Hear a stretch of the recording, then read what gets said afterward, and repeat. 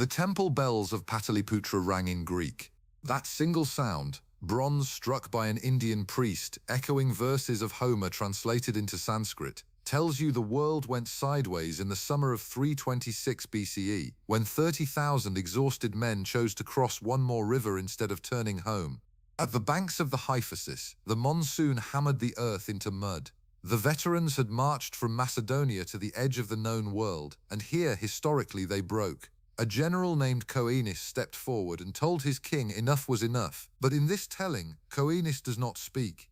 The men look at the swollen river, at the grey sky, at the young king who has never lost, and something in them decides that turning back would be the only true defeat. They cross. What lay beyond was not empty jungle. It was the Nanda Empire, one of the richest and most populous states on the planet, guarding the Ganges plain with an army that dwarfed anything Persia ever fielded. 20,000 cavalry, 200,000 infantry, and 3,000 war elephants, grey mountains of muscle that could shatter a phalanx by simply walking through it.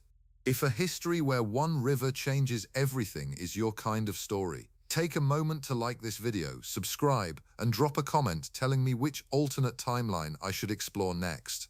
Alexander had already beaten elephants once, at the Hydaspes against King Porus, and it had been the hardest fight of his life.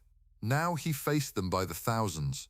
If you want to know why this scenario matters, it is because everything east of the Indus hung on whether one man could outthink the largest army in the world. The campaign that followed was not swift. Alexander did what he always did. He adapted. He absorbed Porus, not as a defeated enemy but as an ally, learning the language of elephant warfare from the very man who had nearly killed him. Greek engineers who had bridged the Danube and toppled the walls of Tyre now studied the monsoon. They learned that armies in India did not fight in the rains, they waited. And so the Macedonians waited too, building river fleets, drilling their new elephant corps, marrying local warlords into loyalty. When the dry season came, the phalanx marched east along the Ganges into a world of teak forests and terraced rice, of cities larger than Babylon, of merchants who spoke of an ocean far to the south and mountains impossibly high to the north. The Nanda king, corrupt and hated by his own people, found his provinces defecting before Alexander even arrived. A young strategist named Chandragupta, who in our world would rise to found the mighty Maurya Empire, instead offered his brilliance to the Macedonian. History does not merely change here, it swallows entire dynasties before they are born. Pataliputra fell not to fire but to negotiation. Alexander understood, as he had in Egypt and Babylon, that a conquered god-king ruled nothing. A conqueror who became the new order ruled everything. He did not sack the city. He entered it wearing a mix of Persian robes and Indian silk, and he made offerings at temples he did not fully understand, to gods his tutors in Macedon had never named. And then, in 323 BCE, the news came from the west.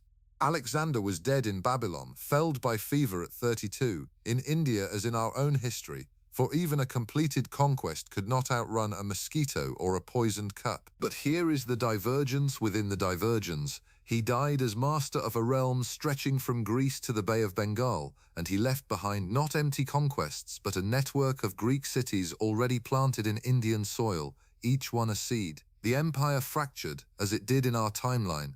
Generals carved it into kingdoms, but the eastern portion, the Indian satrapies, did not simply revert. The Greek soldiers who had crossed the Hyphasis had taken Indian wives. Their sons spoke two mother tongues. Their gods began to merge. This is where the world becomes unrecognizable and beautiful. In our history, Greek influence trickled into India centuries later through the Indo-Greek kingdoms, and it gave us something extraordinary: the first statues of the Buddha, carved with the flowing robes and serene features of Apollo. A blend so seamless that for generations the Buddha's face was, quite literally, a Greek face. Now imagine that fusion beginning 300 years earlier at the very fountainhead, with the full weight of an empire behind it. Buddhist monasteries rise with Corinthian columns. Philosophers argue in academies where the logic of Aristotle sits beside the metaphysics of the Upanishads, and the students cannot always tell where one tradition ends and the other begins. The concept of the soul, the nature of reality, the ethics of the good life, Greek reason and Indian spirituality do not compete so much as braid together into a single rope. The consequences ripple outward for centuries. Buddhism, instead of spreading slowly along trade routes, travels the highways of a Hellenistic superstate. It reaches the Mediterranean not as an exotic rumor, but as a living faith, debated in the libraries of Alexandria alongside Stoicism and Epicureanism. Some historians in this world would argue that the entire spiritual character of the West bent eastward because of it. The material world transforms too. Indian steel, the finest on earth, arms Greek legions. Indian mathematics, the concept of zero, the decimal system, ideas that in our timeline took 1,000 years to reach Europe, flow west through Greek-speaking scholars who prize numbers as sacred.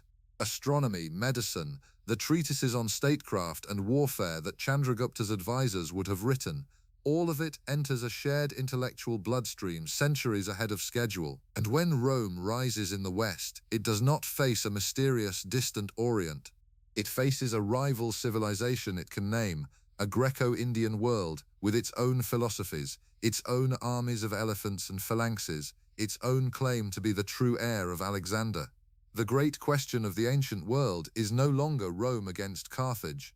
It is Rome against a continent-spanning fusion that stretches from Athens to the mouth of the Ganges.